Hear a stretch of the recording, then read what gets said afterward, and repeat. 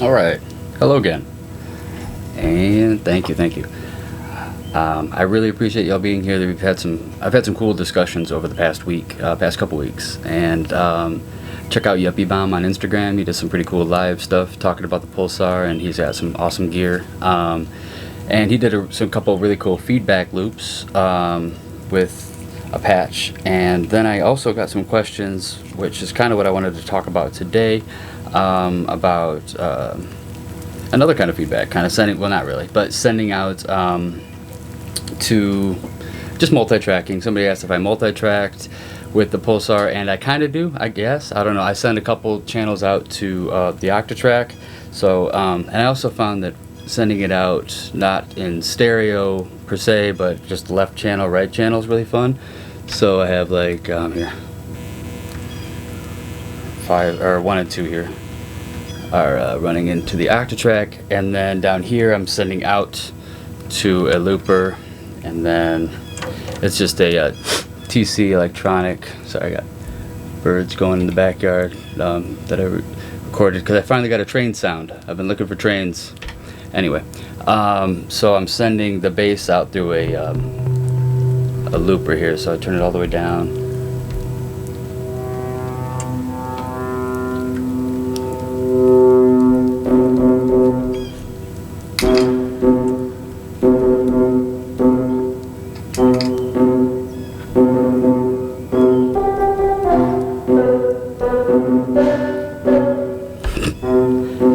Because I want to do stuff like that.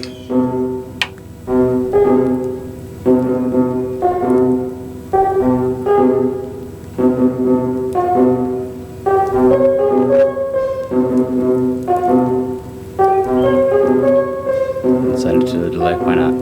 Oh, I can't, never mind. See, I got tricked there. But I know a lot of people are saying, like, why would you, I mean, there's already a looper on here, why would you want to loop it? And I would say just to get the sound of, I don't know, just to stack the notes on top of each other. Hey, it's 8:30.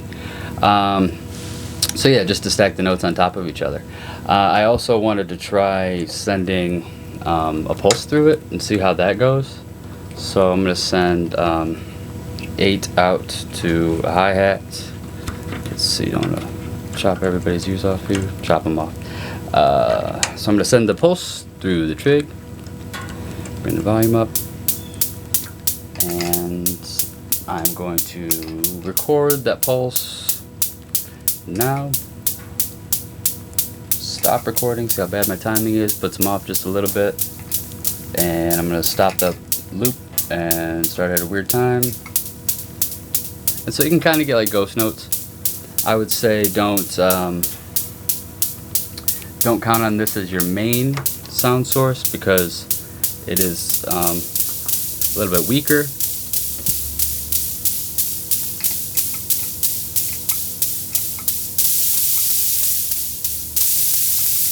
You can get some weird stuff. I don't know. You can. It's just something to try out. I mean, you could do audio for sure, but I thought recording pulses is kind of fun as well. I recorded some pulses into the Octatrack and sent that into the Pulsar, and it kind of works for certain things.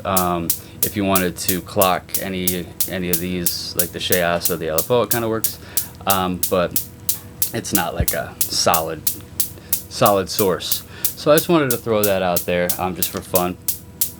And let's see, you can. I did try also to like record like shaos stuff, and unfortunately, it doesn't really work. Let me see.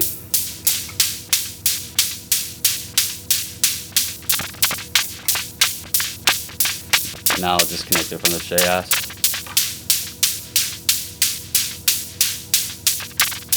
So it kind of records something. I don't know. Let me try that again just to get something more dramatic.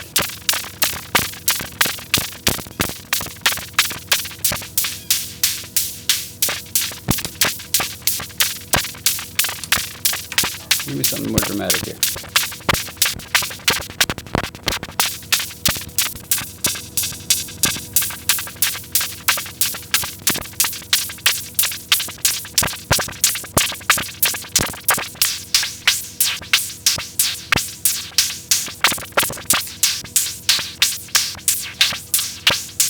so I guess it can kind of record some stuff.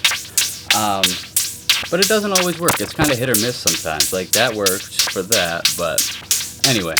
So yeah, and then I can actually reduce the intensity of it by adjusting how much loop I send in.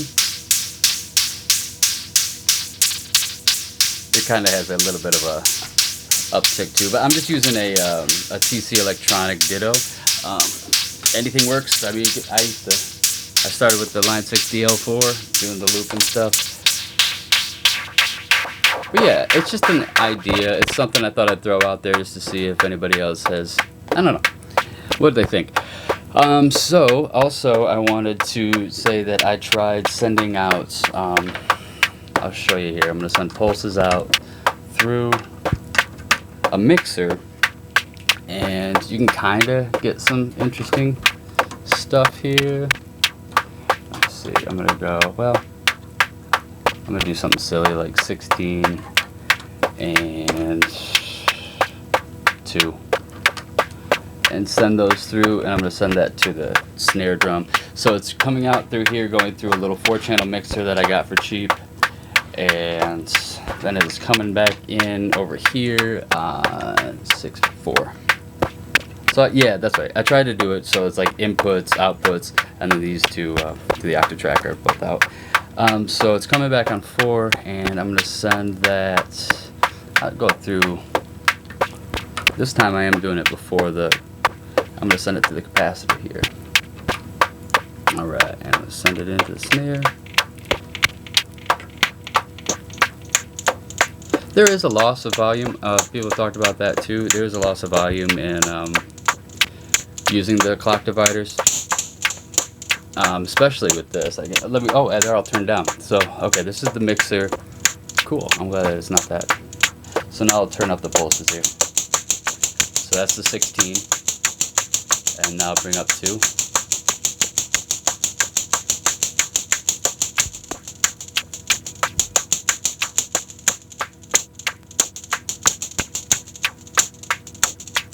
That 16 is so powerful that sometimes it is kind of hard to get anything kind of crazy out of, or anything else to mix with it too. Well, it's just a kind of overpowering.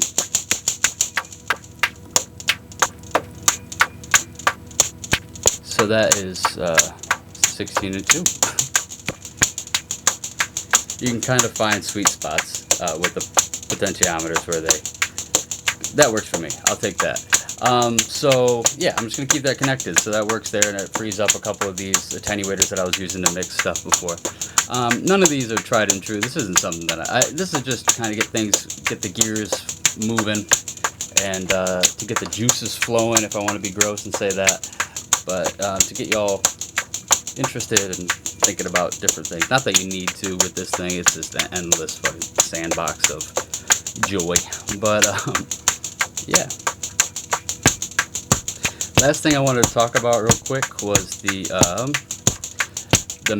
MAD mod. So I wanted to see. So like I said, I have the Octatrack. I have it connected to the Octatrack here, so left and right. What that MAD does, if you connect 10 volts to it, it turns it into a stereo output. So what I thought would be really fun would just try to go stereo to mono and stuff a whole bunch. So I'm just going to first demonstrate. And honestly, with these attenuators, I think there's a little bit of a difference, but you can connect to any side you want. I started connecting to the left, then somebody told me I was wrong and I should connect it to the right for the input. And I don't know, it doesn't matter. I'm going to try that out and see how that works. So now what's happening, I'm going to turn up the volume on the, well actually I'll keep the volume off first. I'm going to send 10 volts over to the mod pin. Send a little signal to the bass. And I'm going to send shaos signal to the bass too, just to get a little bit of I'm going to send it through an attenuator to mess with it, and then I'm going to try to just get a little bit of a melody going so I can send that, so you can kind of see how that works with it as well.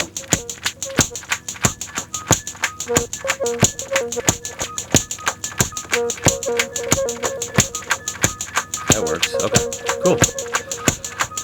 So it's gonna fall out of time because it's not clocked right now. But all right, so here's what's going on. So I'm sending the 10 volt here to the mad pin. It's off right now. Bring it up all the way.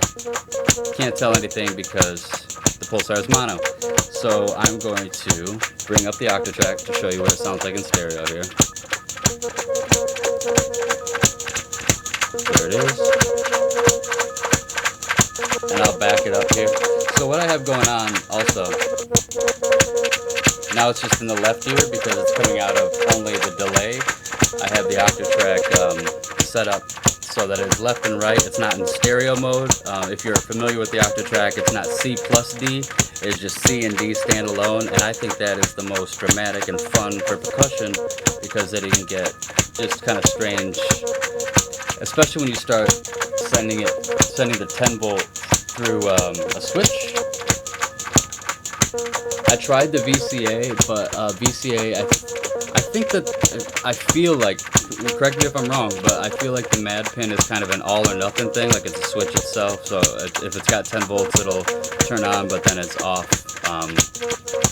completely after that. So the switch works best with that.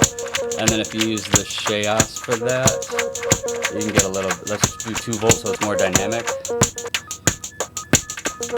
Bring the volume up on the octatrack. You can already hear that it's turning it off and on there.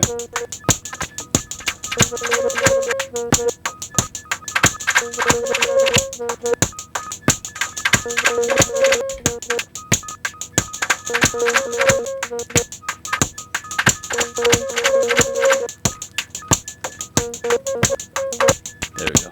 I've also noticed that sometimes messing with the speed of the shaos, that's why I don't have it clocked right now, because when the shaos is clocked, sometimes it doesn't open up enough to send the 10 volt through the switch.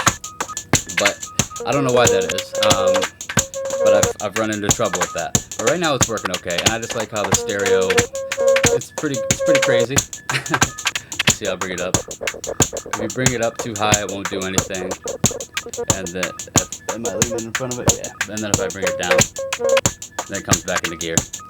So that's kind of an interesting thing. I just wanted to throw that out there. That's about it. I'm just going to leave it there. So what I have going on, I'm sending pulses through here. And it isn't as strong as, but that's what this is for, right? Let's turn up the drive there. And back it off there.